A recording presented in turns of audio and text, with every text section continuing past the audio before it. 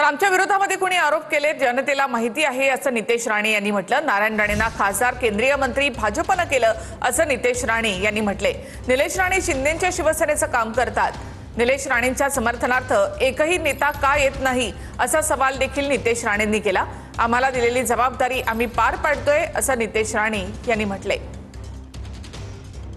नितेश राणे थेट आपण त्यांच्याशी संवाद साधणार आहोत। या निवडणुकीत सिंधुदुर्ग जिल्ह्यात तुमचे राजकीय विरोधक विशेषतः शिवसेनेचे आमदार निलेश राणे यांच्या टीकेच्या रडारवर आहेत भाजप प्रदेशाध्यक्ष रवींद्र चव्हाण। आताही जो गुन्हा दाखल झालेला आहे, निलेश राणे असं म्हणतात की हे सगळं रवींद्र चव्हाणांच्या माध्यमातून होत आहे। हो, पण माझं परत म्हणणं आहे, निलेशजींनी कशावर काय मत द्यावं, त्यांच्या पक्षाने कशावर मतदान मागावं, हा पूर्ण पद्धतीने त्यांचा पक्षाचा विषय आहे। मी त्यांना थांबू शकत नाही, मी त्यांना काही सांगू शकत नाही। मी फक्त माझ्या पक्षाची भूमिका, मी माझा पक्ष कुठल्या अजेंडावर निवडणूक लढवतोय हे सांगणं माझं कर्तव्य आणि ते मी करतोय। आदरणीय रवी चव्हाण साहेबांनी या सिंधुदुर्गासाठी, ह्या कोकणासाठी किंवा राणे कुटुंबासाठी लोकसभा असो, विधानसभा असो, या सगळ्यामध्ये काय काय केलं, काय काय त्यांचं योगदान आहे हे आम्हाला चांगल्या पद्धतीने माहिती आहे। ते बंधू निलेश राणे असं म्हणतात की प्रदेशाध्यक्ष रवींद्र चव्हाण यांचा राणे कुटुंबियांवर काहीतरी पर्सनल राग आहे। का असं, म्हणजे का होऊ शकली नाही रवींद्र चव्हाणांच्या बाबतीमध्ये 2 तारखेच्या नंतर आम्ही सगळेजण बसून बोलू। हे तिवार सत्य आहे। कोणी किती आज त्यांच्यावर टीका केली, पण आम्हाला माहिती आहे रवी चव्हाण साहेबांनी काय केलेलं आहे आमच्यासाठी कुटुंब म्हणून।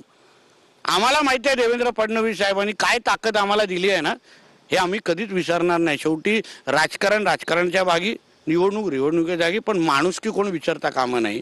जे आमच्या संकटाच्या काळात आमच्याबरोबर उभे राहिले आहेत ना, आम्ही निश्चित पद्धतीने त्यांची साथ देणार आणि त्यांच्या बद्दल लढत राहणार। निलेशजींचा मग रवींद्र चव्हाणांवर इतका राग, म्हणून तुम्हाला बोलतो ना, काही गोष्टी 2 तारखेनंतर बसून आम्ही मिटू ना, काही हरकत नाही। शेवटी एक कुटुंब आहे, कुटुंबामध्ये ह्या सगळ्या गोष्टी होतातच। कोणाच्या कुटुंब असं जगातलं हे कुटुंब दाखवा जिथे होत नाही, म्हणून 2 तारीख जाऊन दे, आम्ही तुम्हाला एकत्र जेवताना ते फोटो पाठवू।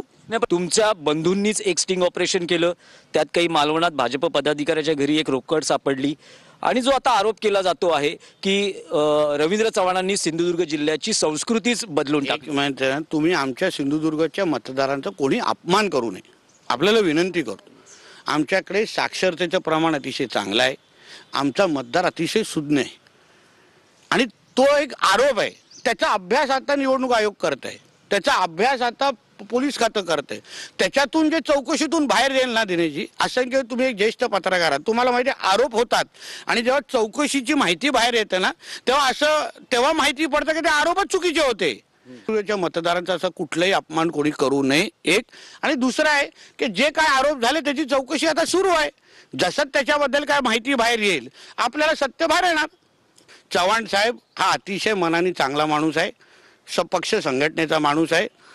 आम्ही सगळेजण 2 तारखेच्या नंतर बसू आणि जे गैरसमज झाले ते दूर करू। एक तर आमच्या फडणवीस साहेबांच्यावर महाराष्ट्राचा व्याप आहे आणि त्यांना सिंधुदुर्गच्या कार्यकर्त्याला आम्हीच विश्वास त्यांना सांगितलं, साहेब तुम्ही आपल्या राज्याचं बघा, आम्हाला गरज भासेल साहेब लगेच 1 तासात इथे पोचतील, आम्हाला एवढं ठाम विश्वास आहे। म्हणून त्याने आणि प्लस आमचे प्रदेश अध्यक्ष येऊन गेलेले आहेत, 3-3, 4-4 सगळ्यात नगरपालिकेमध्ये सभा घेऊन आलेले आहेत। आमचे शिंदे साहेब उद्या येत आहेत, 3-3 शहरामध्ये येत आहेत, पण माझ्या कणकोलीत काय येत नाही हा मोठा प्रश्न आहे। व्हिडिओ जर्नलिस्ट अजय कुडाळकर सह दिनेश दुखंडे, TV9 मराठी, सावंतवाडी, सिंधुदुर्ग। यवतमाळमध्ये निम्न पैनगंगा धरण विरोधी समिती आक्रमक झाली आहे। पोलीस आणि धरण विरोधी संघर्ष समितीच्या पदाधिकाऱ्यांमध्ये शाब्दिक बाचाबाची झाल्याचं कळतंय। शेकडो धरण विरोधक संघर्ष समितीचे समर्थक घटनास्थळी दाखल झालेत। खडकतांडा येथे धरण विरोधी संघर्ष समितीच्या पदाधिकाऱ्यांना पोलिसांनी रोखलंय। जोपर्यंत न्यायालयाचा निकाल लागत नाही तोपर्यंत आम्ही काम करू देणार नसल्याचा इशारा धरण विरोधी संघर्ष समितीच्या पदाधिकाऱ्यांनी दिलाय।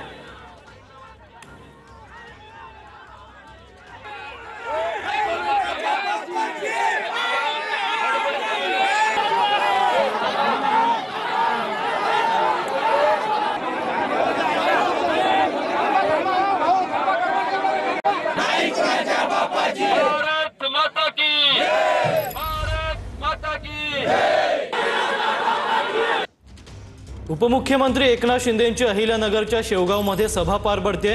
भर सभेत एकनाथ शिंदेंनी मंत्र्यांना फोन लावलाय.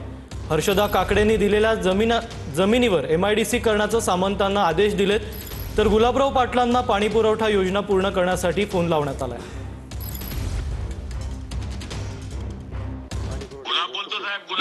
गुलाबराव, मी इथं शेवगावला आहे.